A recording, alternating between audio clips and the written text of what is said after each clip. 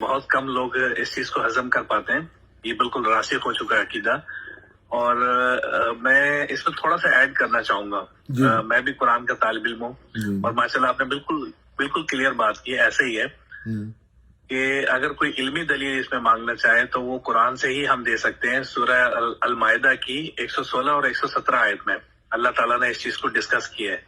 قیامت کا پورا منظر بتا کے اللہ تعالیٰ نے کہا ہے کہ اے عیسیٰ کیا تو نے ان لوگوں کو کہا تھا کہ مجھے اور میری والدہ کو الہ مانو یعنی رب مانو. یہ 116 میں.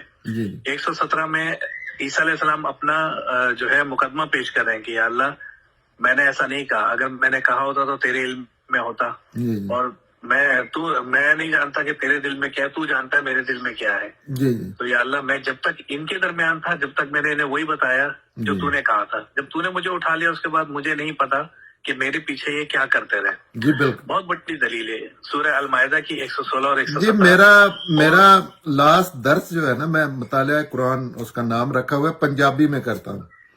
تو وہ کل جو ہے وہ اینڈ ہوا ہے اور اس سے پہلے 116 اور یہ ساری آیتیں نا پچھلے 2 جو مطالعہ قرآن میں نے کیے ہیں نا اس میں یہی ڈسکس ہوا ہے جو آپ بتا رہے ہیں.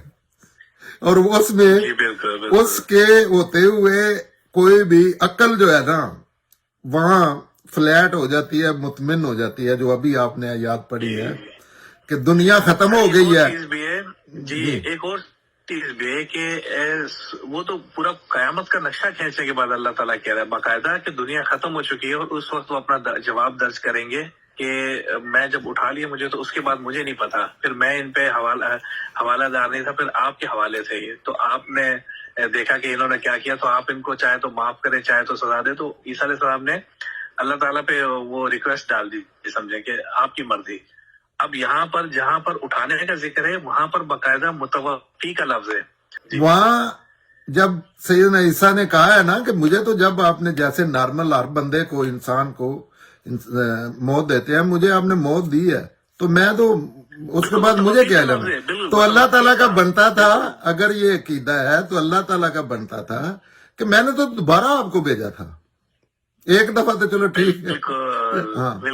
تو وہ ایک جہاں یہ ذکر ہوا ہے نا اس کے آگے عقل کے پاس کوئی اللہ آپ جانتے ہیں اگر آپ قرآن کے طالب علم ہے تو آپ کو پتا ہے اللہ تعالیٰ کی بات کرنے کا طریقہ کوئی کمی نہیں چھوڑتے اس میں.